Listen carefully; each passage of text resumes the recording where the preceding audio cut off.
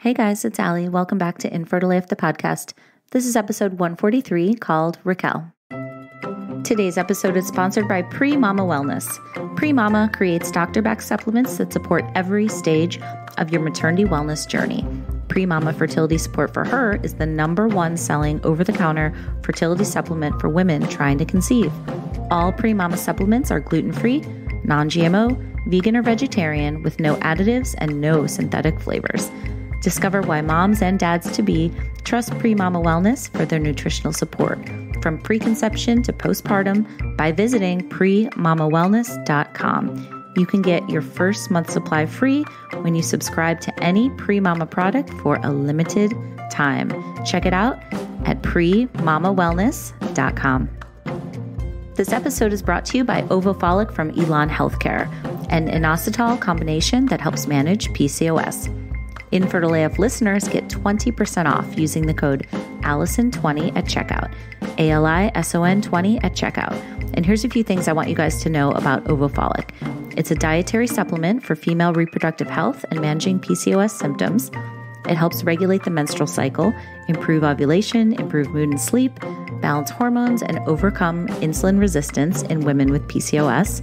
It has no taste or smell, no preservatives, and no additives.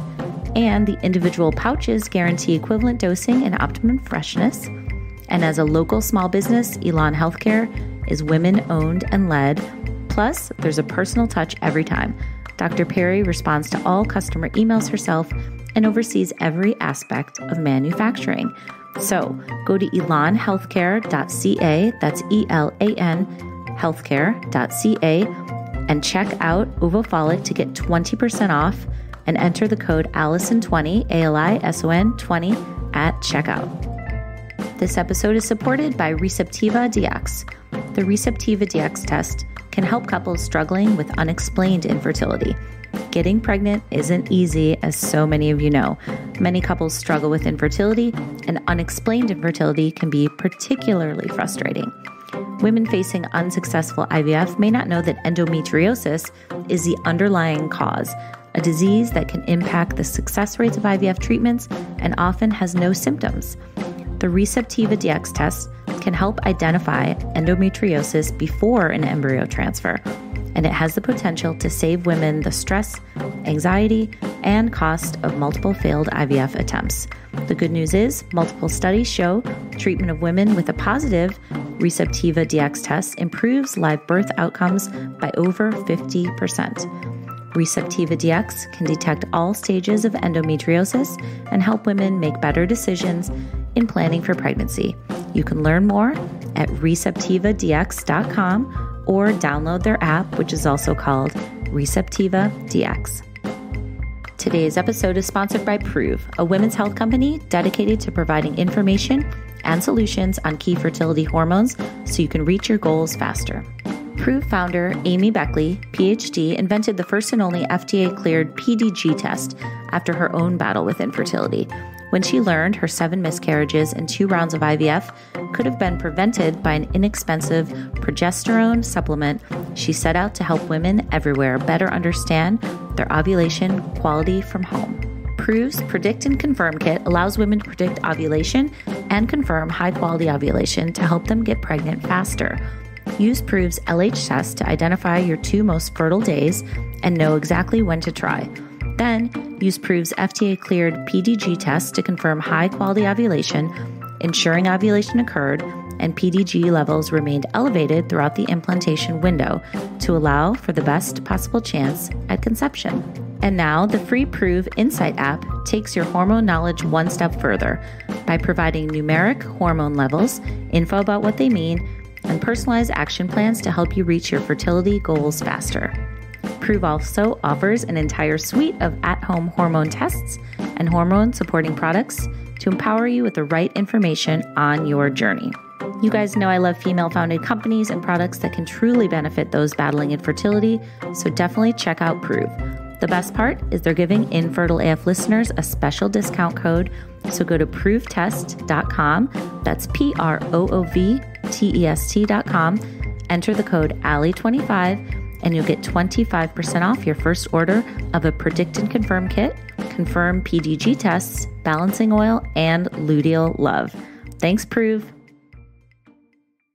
All right, everybody. I'm so excited for you to hear my conversation with whip smart, super sweet Raquel Horn, who is an entrepreneur. She's an infertility advocate. She's an author. She's got so many cool creative things going on. She's going to tell us all about her fertility journey with her fiance, who you might know as Damon Dash, who is best known as co-founding Rockefeller Records, but he has so many other things going on as well. And today she is going to tell us all about their journey to baby Dusko. And sweet baby Dusko just turned 1, so she's going to tell us all of it. She is a self-proclaimed open book, and it was so great to talk to her about all the details, going through IVF, feeling pressure from society and social media, doing this in the public eye, going through her retrieval. And then she's also going to talk about a devastating loss that they had with their baby girl who came before Dusko. So there's a lot of ups and downs, like so many of your stories, but she's just so real. She's so cool. And I'm so grateful that she wanted to share her story with all of you and with me. So without further ado, this is Raquel's infertility story.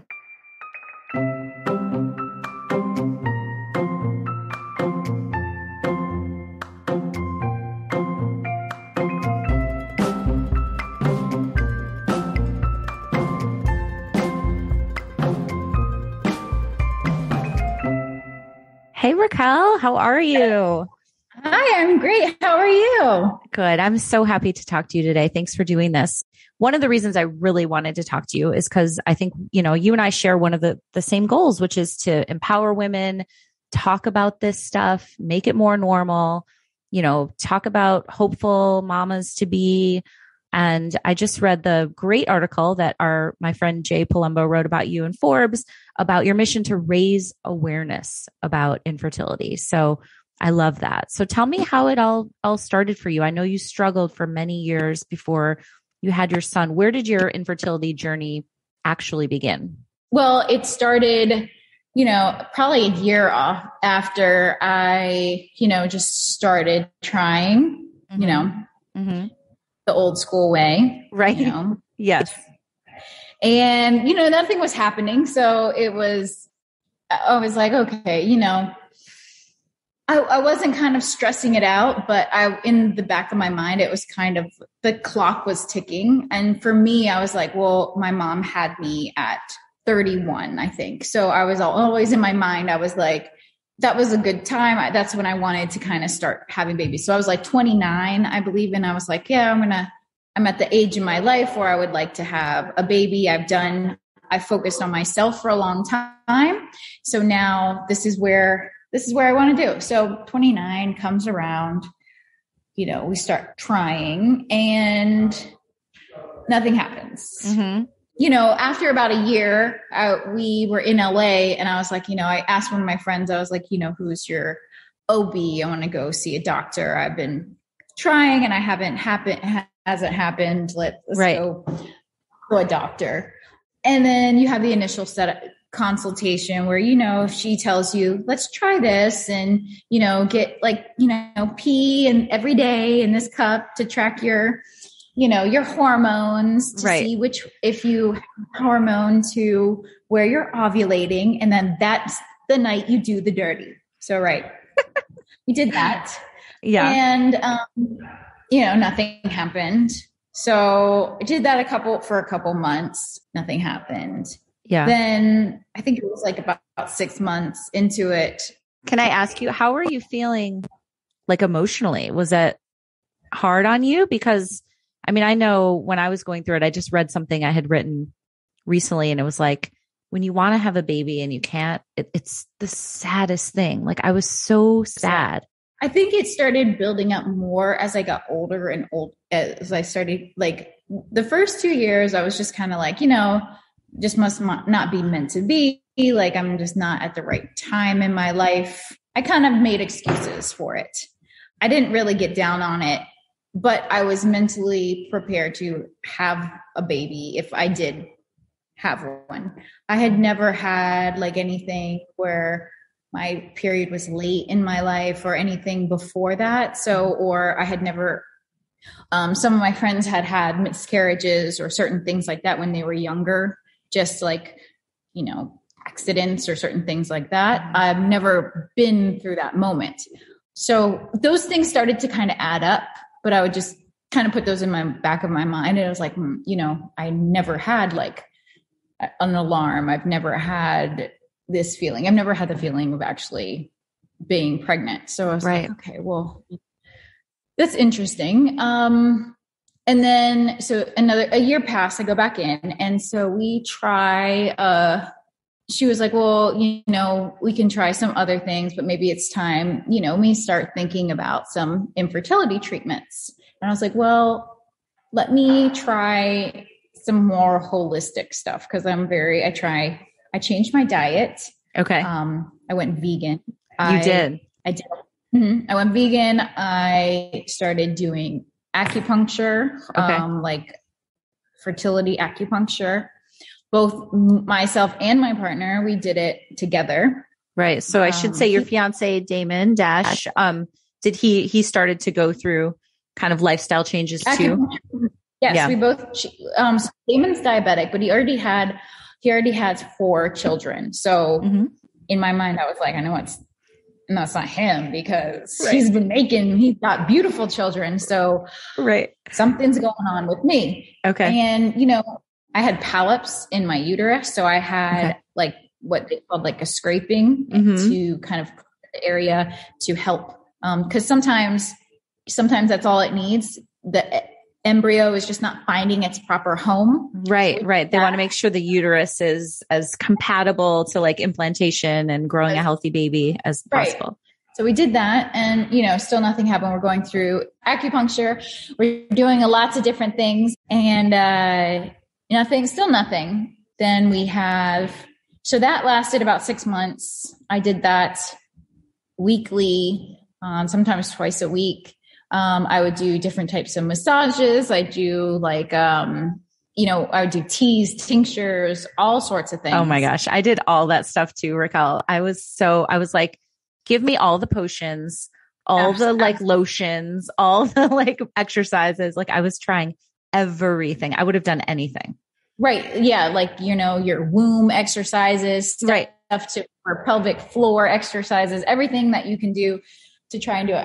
And then I'm starting, you know, now I'm over 30, I'm getting close to 31. And this is in my mind, my mom's already had me at the point that I'm like, okay, well now I'm getting older.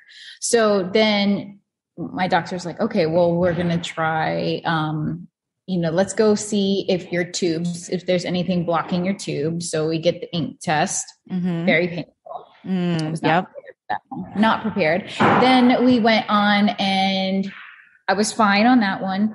Then we did, what's it called? Clomid. Okay. Did 3 rounds of Clomid. Nothing happened. With IUI or just like naturally? Just naturally. Like medicated cycles. Yeah. Okay. Mm-hmm. That was a very interesting drug. I always say I felt like I could feel my ovulation. It was like a burst. And there is a clinical term for this, but, yes.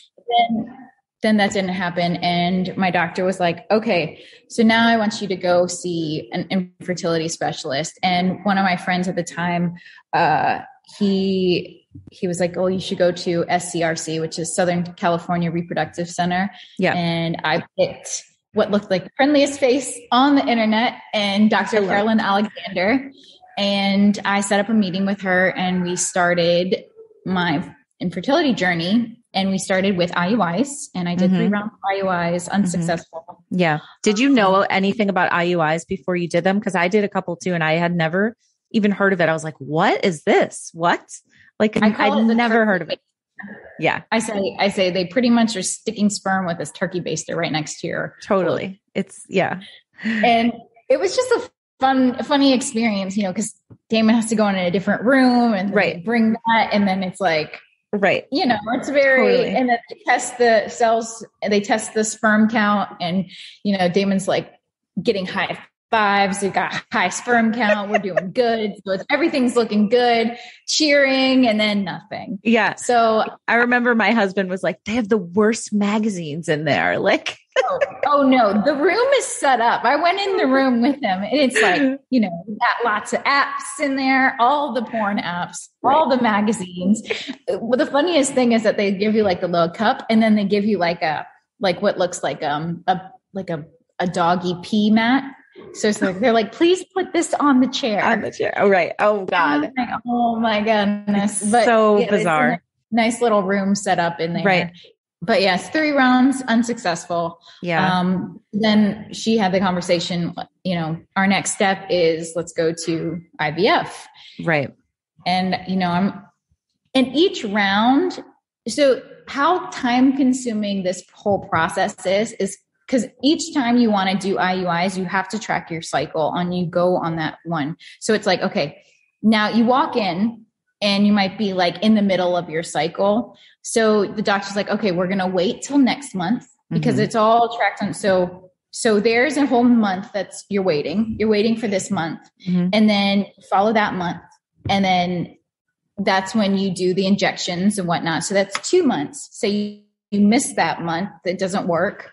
You have to you have to wait another month and then you start again. So all of a sudden you're 6 months in and you're just on your second IUI cycle. And that's if you're going back to back. And I did not go back to back like that. Right. I would stop and try and do, acupuncture more or try and do go back to cleanse, do teas and stuff. Cause you're injecting every day. Your stomach's getting bruised. Right. It's hard. Yeah. And can I ask you too, were your friends, getting pregnant around you? Cause I know that's one of the hard aspects of this is seeing people oh, I just looked at my husband and got knocked up. And you're like, ugh. The ones where they're like, I tried for the first time and I got pregnant is the hardest to hear. Yeah. Because you're just that is you literally should go play the lottery because the odds of that happening, it's not real. Right. It's a Disney story. It's a Disney story. So, but it's really interesting. I would have, and for me, I was on a later end of a lot of my friends. A lot of my friends got pregnant and are on their 3rd, 4th child where I'm first just starting. So that was that's what's hard is the Mother's Day that comes around and you're trying. Brutal. And even me, I had, Damon already had 4 children. So this was all extra, he's just doing this for me to feel like a woman because he's had 4 children and he has 4 beautiful kids. And me, I just want to have my own on these days, on Mother's Day, they're with their mom. And which they should be. Hard. And so it's it's hard and it's to see knowing that you've been struggling and that you've been trying and then, and especially, so anyways, we go back to my journey, we go back and we have the conversation. And meanwhile, I'm doing a lot of this on television. So I was on Growing Up Hip Hop and I started doing a lot of this on TV. So a lot of this is on reruns, it's everywhere. Yeah, I remember. Did you have any reservations at the time of what you wanted to go public with or what you wanted to share? Or was it always I'm just going to be an open book?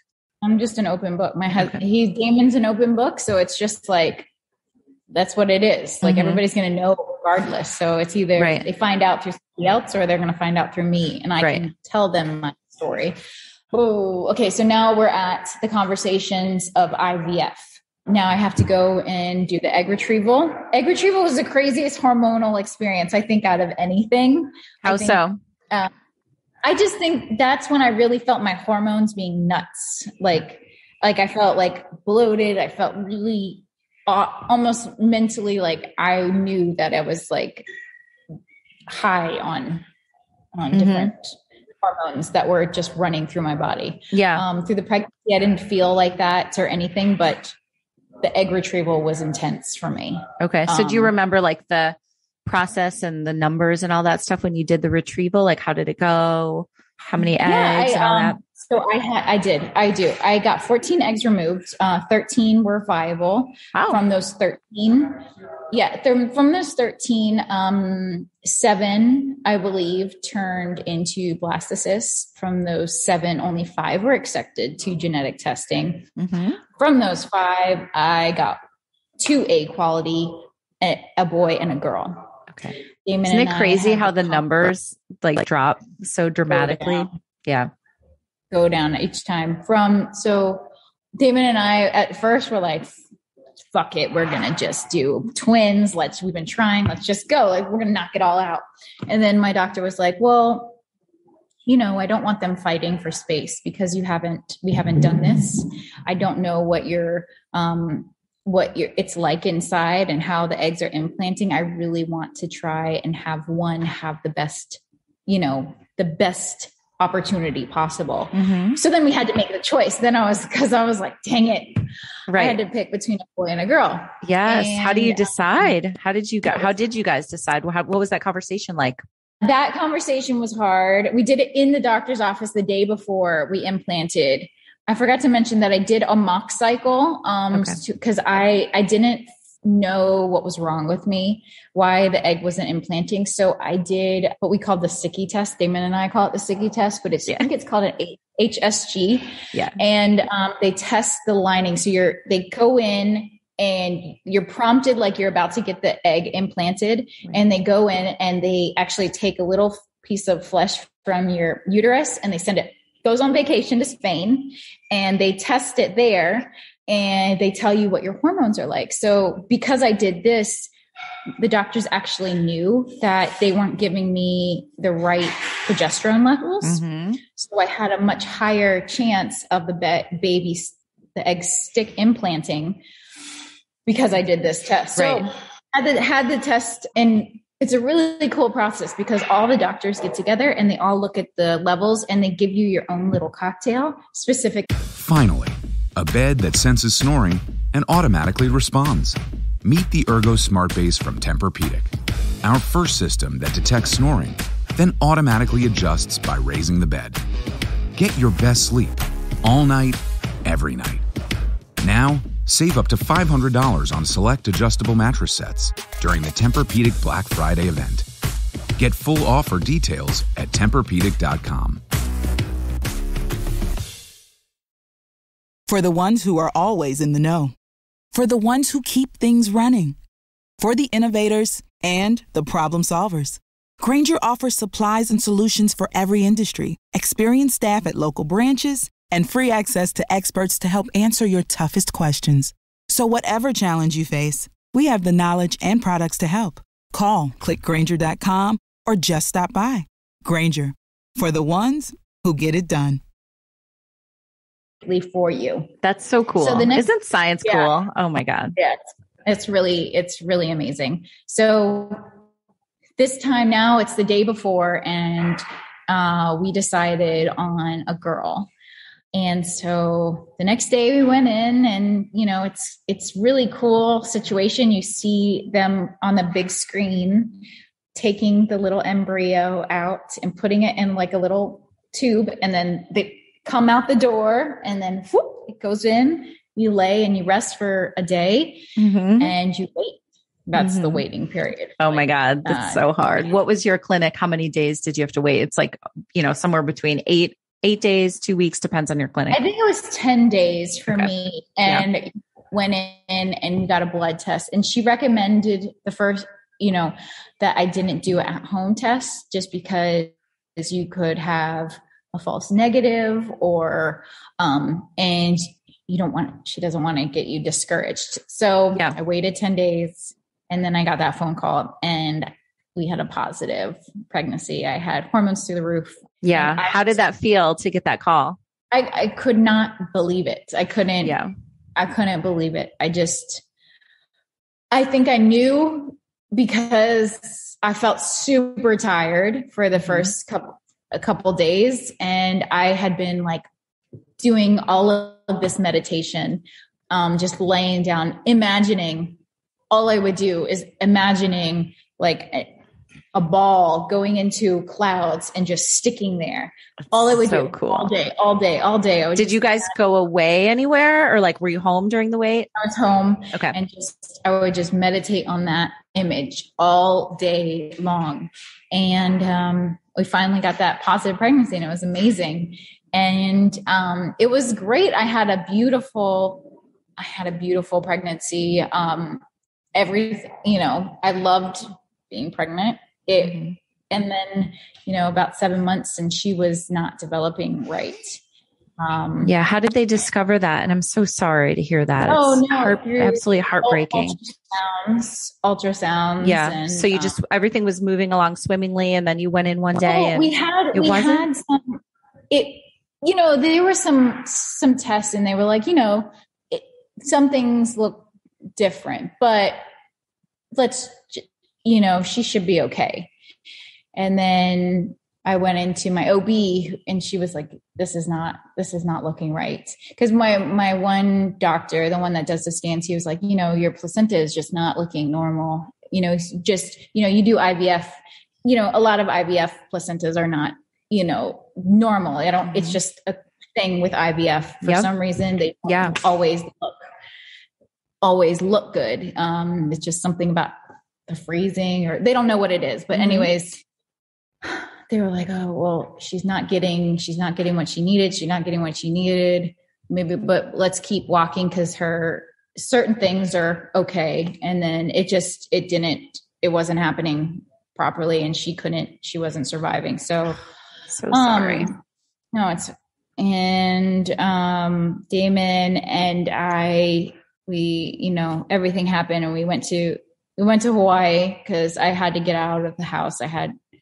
Even though it was hard, I didn't want to leave, but it was the best thing for me to leave that environment, and just kind of, we left for 2 weeks and then came back, and we had a plan, and he was really good about taking away everything that was like triggering. Like what? Taking away all I had a baby shower on television for this baby. Right. Yeah. I had gifts all over the house. I had everything. He had songs about her. Yeah. He was, so changing those songs, taking away all those presents, putting those things away. And he even took my phone away. I didn't want to see my cell phone, because I had like apps on my phone. All the apps. Yes, exactly. Apps, like coming up, like this week, the size of a, So like reminders to watch this video, and like all these emails coming in, deleted all those. He was great about taking those things away, because just those little things can just throw you back. So triggering. Absolutely. So how did you guys grieve during that time? Like, how did you, I know grief is not linear, right? It's sometimes it just surprises you, and it's an ongoing process. And it's, we went to Hawaii, we eliminated triggers. We mentally figured out, we started preparing to get pregnant again. So I had another viable embryo, and when everything happened, we talked to my doctor, and we said, when's the soonest we could put the next embryo in, because this is the only way she's going to move forward, is to be pregnant again. So we had a plan, and we stuck to that plan. And oddly enough, we did do everything we could. And I implanted a week before COVID shut down. Wow. If I had waited and been like, no, I need to get more embryos, I need to do more. If I would have waited, I would have been shut down from this, and mentally going through COVID without that. And that was a saving grace for me. It was the best thing for me, was to be pregnant during COVID. I didn't have to excuse, I don't have to see anybody. Exactly. And to just be able to bake and cook and and hunker down and like nest and all that stuff. Yeah. It was great. So put the embryo in, and COVID happened the next week, literally a week after. And luckily it at this one, my friend had done implantation like 3 weeks earlier, and she did an at-home test. And so she came over like 5 days in. She's like, let's just do it. So I was so nervous, but I did it, and it came back positive. And that was crazy. But, did you do more than one? Like some of the, yeah, of course, like a whole row of the them. first one, it was so faint, but it was definitely there. Cause we were like, is this positive? But he was like, if you weren't trying to get pregnant and you saw just that super faint line, you would be nervous. Like if you were pregnant. Right.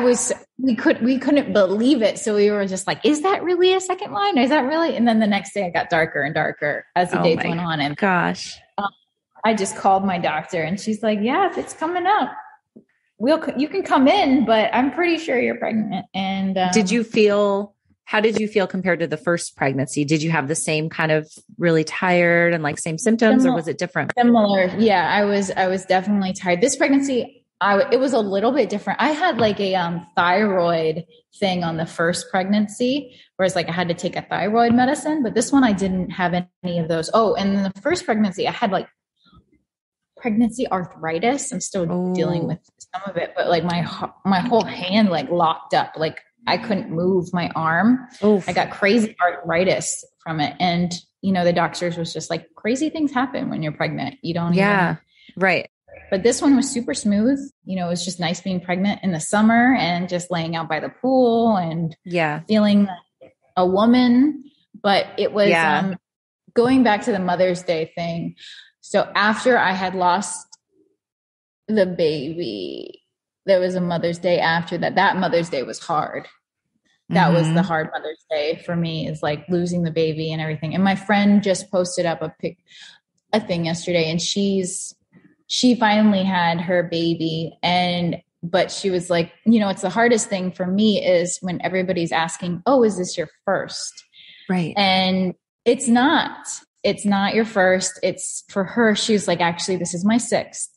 This is my sixth pregnancy. I had 5 other babies before this. Wow. So this is the first live baby that I have, this is the baby that survived outside of the womb. Right. But this is not my first. And for me, to make it easy or have a conversation with people, you'll be like, yes, right. This is my first. Right. But I know exactly what you mean. In your heart, you're like, no, and I don't want to discredit all those. Right. And then you feel did you feel a little guilty too sometimes? Like I feel like there's so many.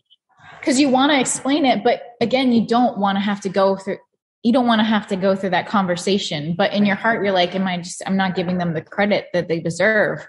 And, but I don't want to sit there and have this conversation with this person. That's not what they're asking to have. Exactly. You're like, cause I'm in the grocery store line and we don't need to get into all this. Yeah, exactly. But, that I thought I saw her post this up yesterday and I was like, yeah, you're so right, because it is hard. And so many women go through this and so many of us are like, yeah, it's my first, but how many times is it really our first? For most of us, it's not.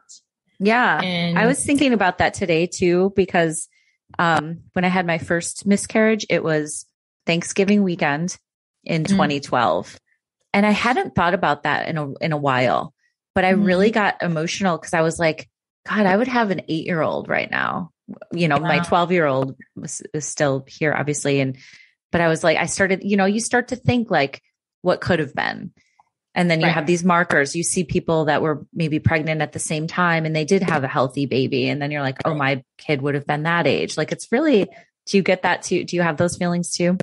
Absolutely. Yeah. I know, or like when I was trying, or when, I just also know other people's journeys too. Like people that I would look up to that were getting pregnant or lost a baby and certain things. And the other ones that were pregnant around that time and that their baby, survived. And it's just, I feel for my friends that are still struggling to this day, trying to have a baby. It's one of the toughest journeys because mentally, no matter how many people tell you, mentally in your mind, you're like, I'm supposed to be able to do this naturally.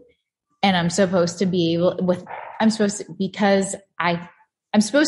I'm a woman. And this is what I was put on this planet to do, is to make other babies. So to feel like you're broken, to feel like something inside of you is like just not normal is very hard to deal with. And so there's social media out there. There's so much stuff out there that's just pushing it all into your face over and over and over again. Totally. That it's hard. And then I feel for women, it's like a lot of women that go through even IVF might be going through this alone and have done so much to have this baby. And all of a sudden we have the baby and there's baby blues and there's postpartum, things that you can't anticipate, things that you can't go. And if you're going through these things alone, it is so hard. And I'm blessed that I have a partner that was with me to help me through all these times, because all these Instagram stories and all of these beautiful Instagram reels and TikToks, they don't show you how hard it is right in the very beginning and how much your life is changing and what's happening. Like this morning, we're trying to do potty training, right?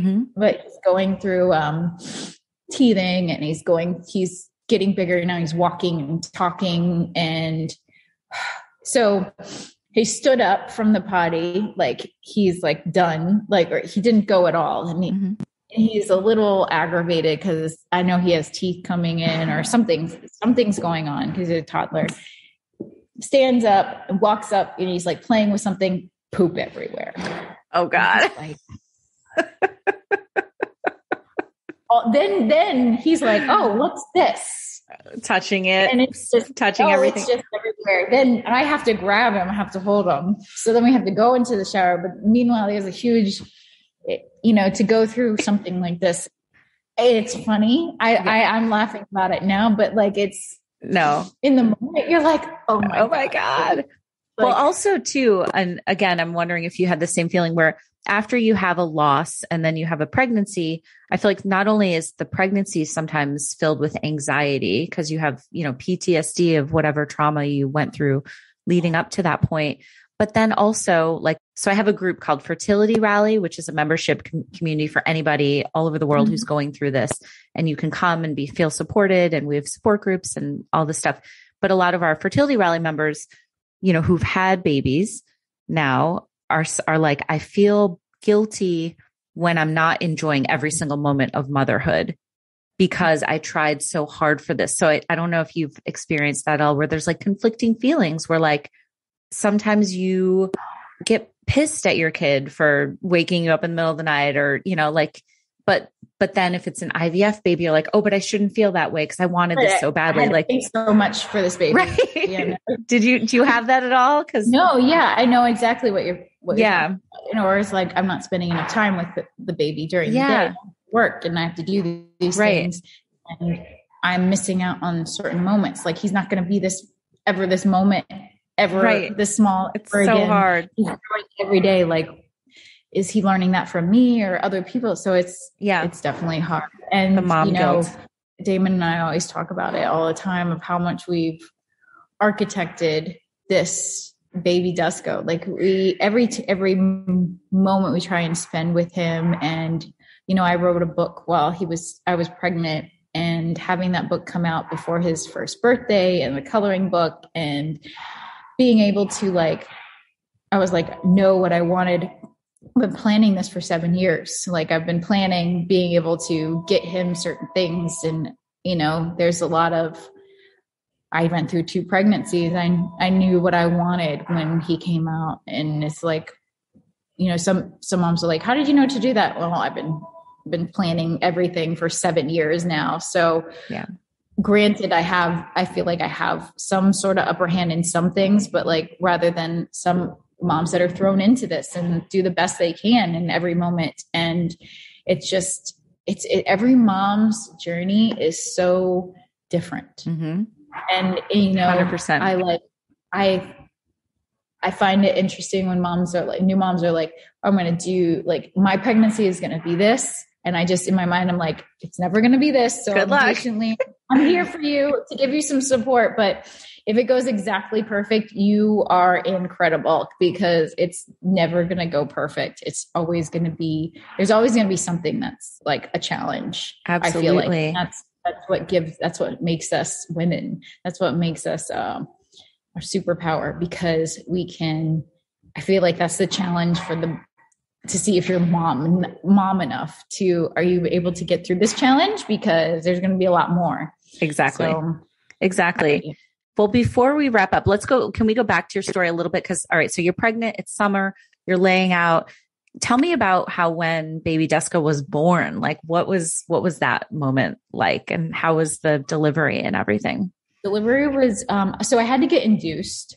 I was looking at the Hollywood sign, big windows. It was gorgeous. Cool. I did get, what do they call it?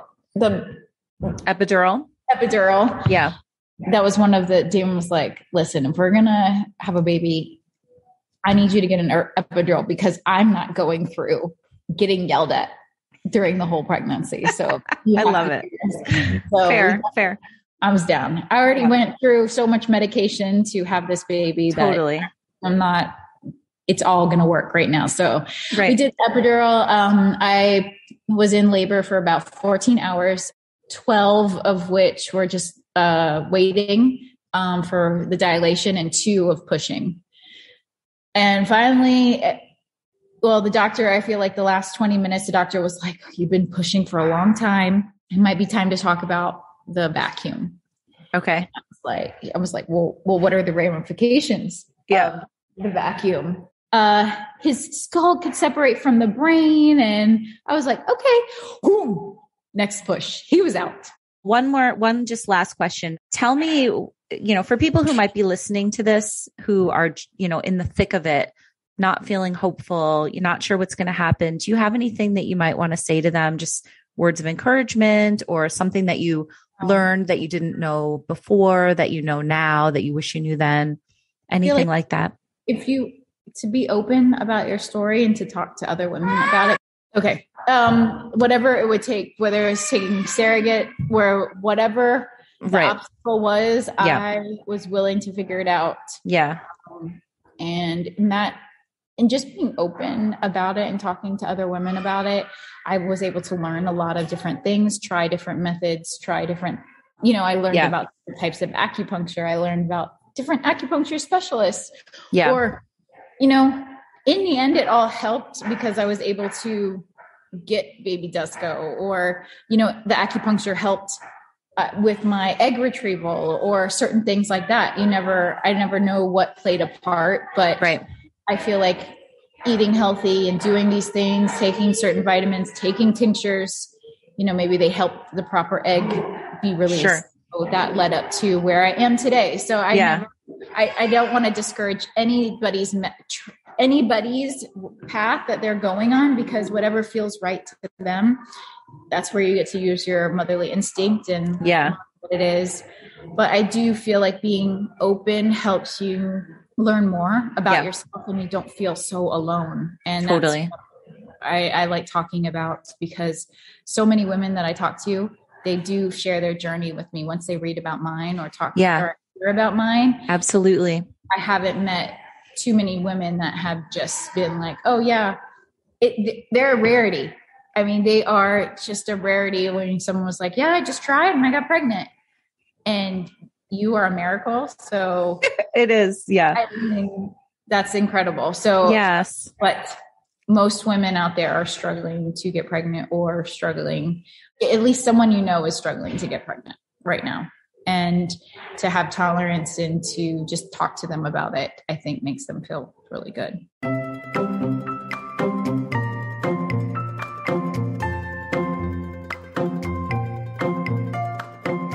All right, everybody. Thank you so much. Thanks again to Raquel for sharing all of those details, and for just being such an outspoken advocate, for people going through infertility and all their family building journeys.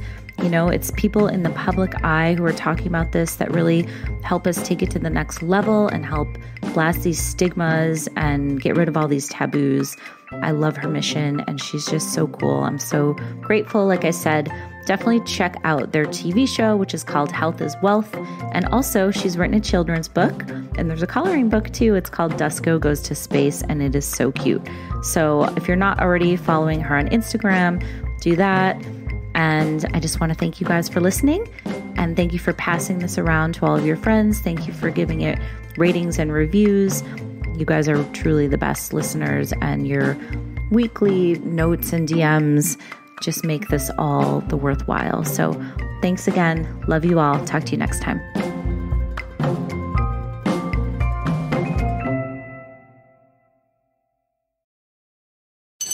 Welcome to Parent Teacher Night. Oh, yes, Miss Garner.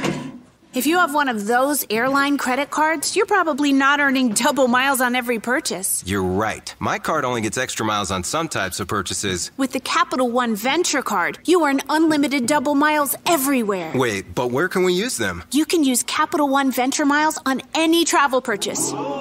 Venture gets an A+.